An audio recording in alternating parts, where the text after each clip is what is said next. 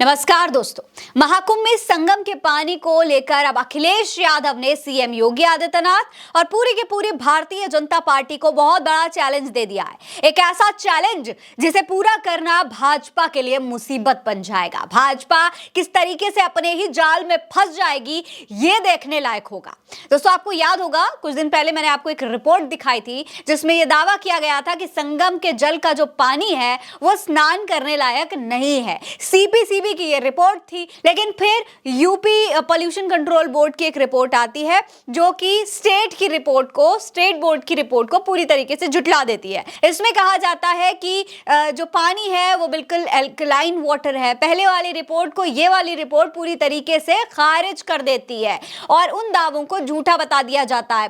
दोस्तों, इसमें कोई भी समस्या नहीं है, ऐसा यूपी वाले बोर्ड का कहना था। अब इसी मुद्दे को लेकर अखिलेश यादव ने भारतीय जनता पार्टी और उनके नेताओं को चैलेंज दे दिया है। अखिलेश यादव ने भारतीय जनता पार्टी के नेताओं को संगम का पानी पीने की चुनौती दी है। उन्होंने कहा है कि अगर आपको लगता है कि यह पानी साफ है तो चलिए पी कर दिखा दीजिए। उन्होंने कहा कि सभी बीजेपी नेताओं को संगम के पानी से भरा टैंक मिलना चाहिए ताकि उस जल से नहा सकें और जरूरत पड़ने पर दवा के तौर पर पी सकें। उन्होंने कहा कि क्या बीजेपी नेता इसे स्वीकार करेंगे? बीजेपी के सभी नेताओं को सिंटेक्स टंकी भर के दी जाए, उनके घरों पे पहुंचाया जाए विशेष गाड़ी से, जिससे वो अपना खाना बनाएं उसी पानी से, स्नान करें और जब समय आए तब पीते भी रहें दवाई के रूप में। क्या ये स्वीकार करेगी भारतीय जनता पार्टी? अगर ये नहीं कर रहे हैं, अगर संगम का पानी नहीं स्वीकार कर रहे हैं खाना बनाने के लिए जो भर के आएगा वहां से, और स्नान पीने का काम, और मैं तो कहूँ कमाल लगता है, एक बोतल में भर करके वहीं रख देना सदन में, जब पी के दिखाओ। दोस्तों, अखिलेश यादव ने बिल्कुल ऐसी बात कही है जो अब भारतीय जनता पार्टी के लिए मुसीबत खड़ी हो सकती है। भारतीय जनता पार्टी के लिए ये चैलेंज एक्सेप्ट करना बड़ा ही चुनौतीपूर्वक हो सकता है, क्योंकि खुद तो ये जब जनता के मुद्दे पर बात आई, जनता की स्वास्थ्य पर बात आई, उनकी जिंदगी पर बात आई, तो भारतीय जनता पार्टी पूरी तरीके से मुकर गई।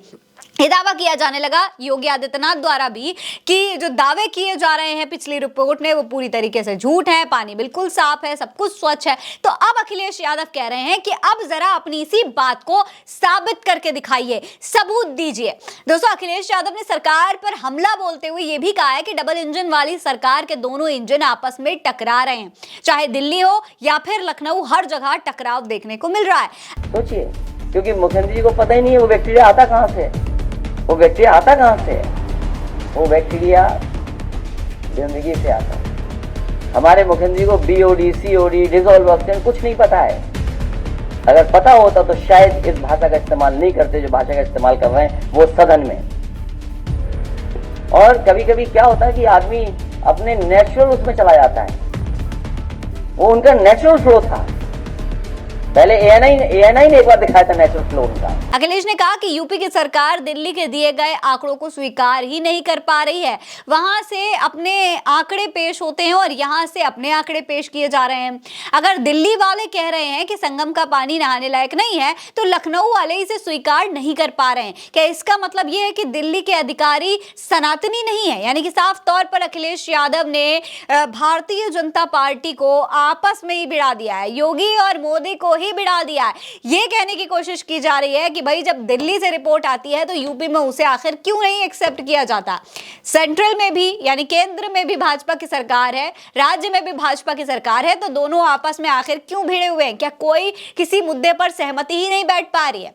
उन्होंने सीएम आदित्यनाथ पर भी कटाक्ष करते हुए कहा कि उनकी सरकार पहले उर्दू का विरोध करती है जबकि खुद उर्दू का इस्तेमाल करती है। हमारे सीएम को उर्दू के बारे में कुछ नहीं पता है, यह भी अखिलेश यादव ने साफ कह दिया। वो उर्दू का विरोध इसलिए कर रहे थे क्योंकि ये उर्दू है।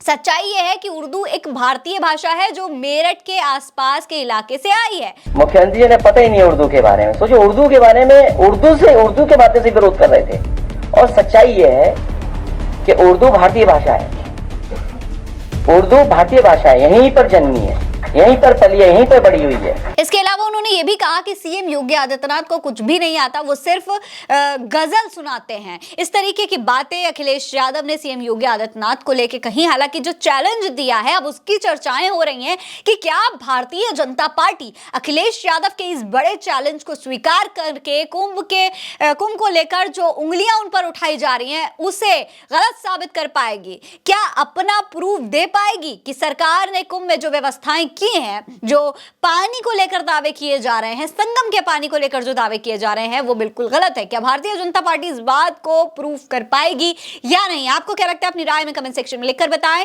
ये खबर आप भारत एक सोच पर देख रहे हैं। नमस्कार।